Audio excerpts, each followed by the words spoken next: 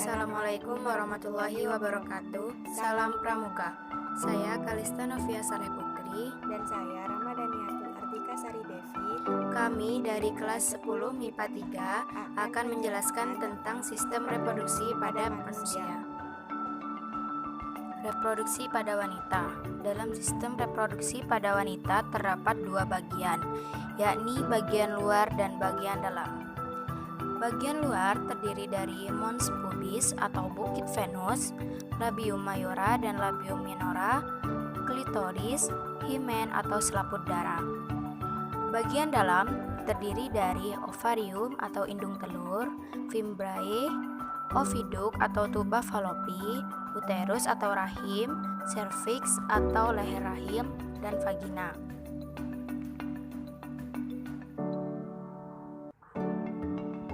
Reproduksi pada pria. Dalam sistem reproduksi pada pria terdapat dua bagian, yakni bagian luar dan bagian dalam. Bagian luar terdiri dari skrotum dan penis. Bagian dalam terdiri dari testis atau buah zakar, epididymis, vas deferens, dan kelenjar kelamin. Nah, sekarang saya di sini akan menjelaskan bagian-bagian reproduksi pada wanita dan penjelasannya. Yang pertama, bagian luar atau vulva.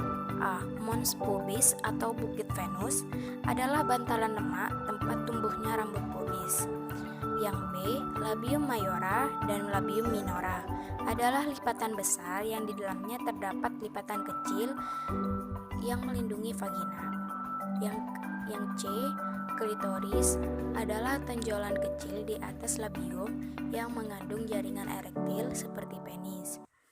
Yang D. Himen atau selaput darah adalah selaput yang melindungi vagina dan mengandung banyak pembuluh darah. Selanjutnya bagian dalam. A. Ovarium atau indung telur adalah gonad wanita yang menghasilkan ovum dan hormon pada wanita. Dalam ovarium terdapat struktur folikel atau cangkang yang melindungi ovum. B. Fimbriae adalah jumbai atau tangan-tangan yang menangkap ovum dari ovarium menuju pangkal oviduk yang disebut infundibulum. C. Oviduk atau tuba falopi adalah saluran penghubung ovarium dan uterus. Fertilisasi terjadi pada awal oviduk. D. Uterus atau rahim adalah tempat berkembangnya zigot menjadi bayi. Dinding uterus tersusun atas otot polos dan endometrium. E. Cervix atau leher rahim adalah corong pembatas uterus dan vagina. F. Vagina adalah lubang kopulasi yang berhubungan dengan vulva. Terdapat selaput yang menghasilkan lendir yang disebut kelenjar Bartholin. Untuk pertanyaan ini silahkan disimak dan dipelajari baik-baik ya kakak. Dan ini merupakan proses reproduksi pada wanita. Berikut merupakan reproduksi pada pria. Yang pertama, bagian dalam. A. Testis atau buah zakar adalah gonad pria yang menghasilkan sperma dan hormon pada pria yang terdiri dari tubulus seminiferus, sel Sertoli, sel Leydig. B. Epididymis adalah saluran berkelok-kelok tempat pematangan dan penyimpanan sementara sel sperma yang belum dikeluarkan. C. Vas deferens adalah saluran yang berujung pada kelenjar prostat, berfungsi menyalurkan sperma menuju kelenjar vesicula seminalis. D. Kelenjar kelamin. E. Saluran ejakulasi adalah saluran pendek penghubung vas deferens dengan uretra. F. Uretra adalah saluran pengeluaran sperma atau urin menuju penis. Selanjutnya pada bagian luar. Yang pertama adalah skrotum, adalah kantung pembungkus testis yang melindungi testis. Pada skrotum terdiri dari dua otot, yaitu otot dartos dan otot kremester. Yang kedua adalah penis, adalah alat kopulasi sperma yang terdiri atas 1. Bulbus penis, yang kedua korpus penis, yang ketiga glans penis, yang keempat preputium penis. Perlu digarisbawahi, sperma yang telah diberi nutrisi dan getah disebut dengan sen-sen. Dan spermatogenesis adalah proses pembentukan spermatozoa atau gamet jantan oleh testis. Berikut merupakan proses reproduksi pada pria. Untuk pertanyaan ini silahkan disimak dan dipelajari baik-baik ya kakak. Cara menjaga kesehatan reproduksi untuk pria maupun wanita antara lain: 1. Mengkonsumsi makanan bergizi. Yang kedua, selalu menjaga kebersihan alat vital. Yang ketiga, rutin berolahraga. Yang keempat, beristirahat yang cukup. Yang kelima, mengurangi konsumsi makanan dengan indeks glikemik yang tinggi. Yang keenam, menggunakan alat pelindung saat sedang berolahraga. Yang ketujuh, menghindari kebiasaan buruk.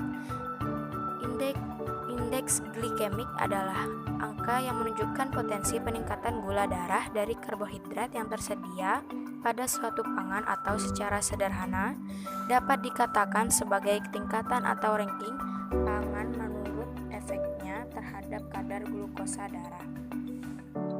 Penyakit yang timbul akibat tidak menjaga kesehatan reproduksi pada wanita antara lain: 1. Endometriosis.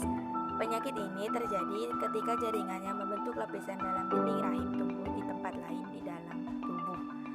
2. Radang panggul. Penyakit ini disebabkan oleh bakteri penyebab infeksi yang merambat masuk ke dalam panggul melalui vagina atau leher rahim. Yang ketiga, PCOS atau sindrom ovarium polikistik adalah kondisi yang mempengaruhi kadar hormon wanita. Wanita yang menderita penyakit ini akan menghasilkan hormon seks androgen dalam jumlah yang lebih banyak. 4. Kanker pada organ reproduksi wanita.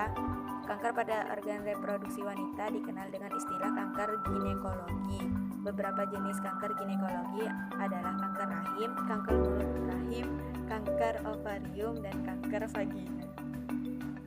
Selanjutnya, penyakit yang timbul akibat tidak menjaga kesehatan reproduksi pada pria.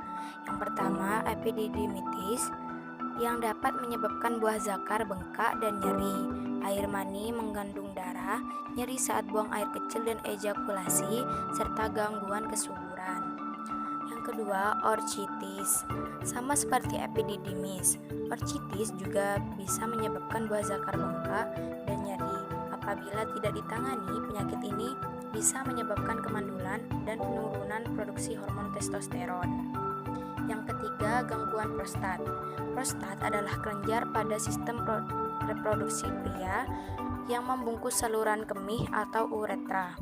Kelenjar ini memproduksi cairan mani yang berfungsi untuk menyuburkan dan melindungi sperma.